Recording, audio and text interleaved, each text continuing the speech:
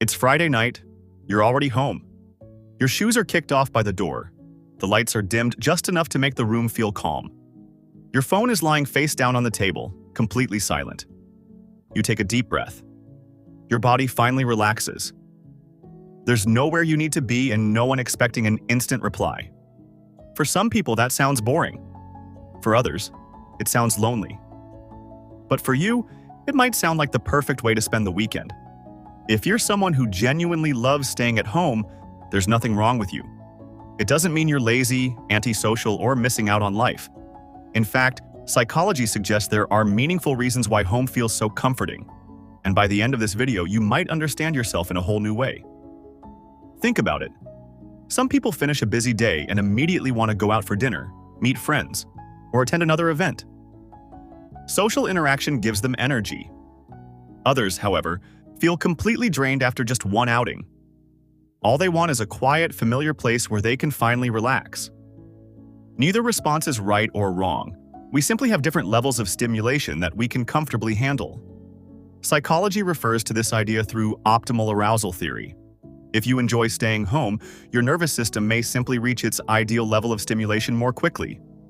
That doesn't mean you're weak or overly sensitive. It means your brain processes sounds, conversations, expectations, and social interactions more deeply.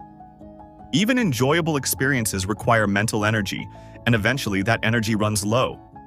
That's why home feels so good. At home, nothing is demanding your attention. Your mind can stop monitoring everything around you, and your nervous system finally returns to a calm, balanced state. Home becomes the place where you naturally recharge. There's another reason home feels comforting, and it has little to do with personality labels like introvert or extrovert. At home, you're in control. You control the lighting, the noise, the temperature, the pace of your day, and even the little routines that make you feel comfortable. Outside, you don't have that control. For people with sensory sensitivity, anxiety, or a history of emotional unpredictability, constantly adapting to the outside world can become exhausting. The nervous system stays alert, always scanning for what might happen next. At home, that constant scanning stops. There's no need to adjust, perform, or stay on guard. Your brain recognizes home as a place of safety, and naturally, your body begins to relax. Many people assume that staying home means you're doing very little. Surprisingly, research often suggests the opposite. People who enjoy solitude are frequently introspective, creative, and thoughtful. Quiet environments allow the mind to wander, connect ideas, solve problems, and process emotions without interruption. Think about when your best ideas usually appear. Often it's during a quiet shower, a peaceful evening, or a slow morning, not while rushing from one activity to another. Stillness gives creativity room to grow. Of course, enjoying home isn't always just a personal preference. For some people, staying home is influenced by social anxiety, painful life experiences, or depression that quietly drains motivation. In these situations, home becomes both a safe place and a protective shield. There's no judgment in that. Your mind learned what it needed to do to protect itself. That's why it's helpful to ask yourself one simple question.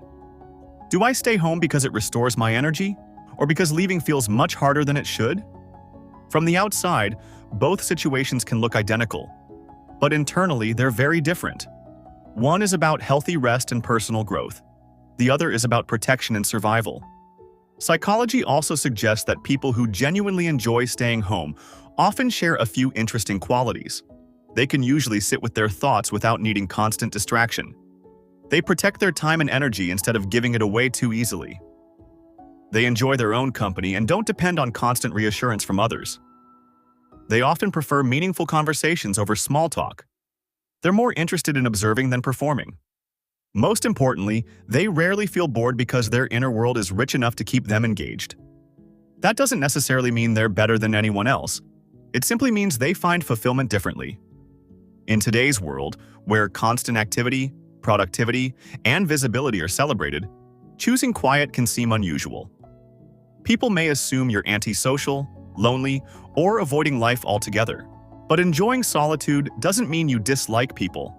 It simply means you're selective about the relationships you invest in. You value genuine connection over superficial interaction. Likewise, enjoying your own company doesn't mean something is missing. Sometimes it means you've built a strong relationship with yourself. Modern life is louder than ever. Notifications never stop. Information is endless. Burnout has become normal. For many people, staying home isn't just a personality trait. It's a way of protecting their attention, energy, and emotional well-being. Home becomes the one place where the nervous system doesn't have to stay on high alert. And once you've experienced that sense of peace, it's easy to understand why you keep returning to it. Still, balance matters. The same habits that help you recover can also slowly make your world smaller if you're not careful. If staying home leaves you feeling peaceful, refreshed, and more like yourself, it's serving a healthy purpose. But if it leaves you feeling isolated, emotionally numb, or disconnected from the life you truly want, it may be worth exploring what's underneath those feelings. When staying home is a genuine choice rather than a coping mechanism, it offers powerful benefits. It allows your nervous system to recover. It protects your focus from constant distractions. It creates space for creativity, reflection, emotional processing, and self-awareness. So loving your home doesn't mean you're disconnected from the world. For many people, it simply means they're deeply connected to themselves. And perhaps that's not something to be fixed at all. It may actually be one of your greatest strengths, a quieter, deeper way of experiencing life in a world that rarely slows down.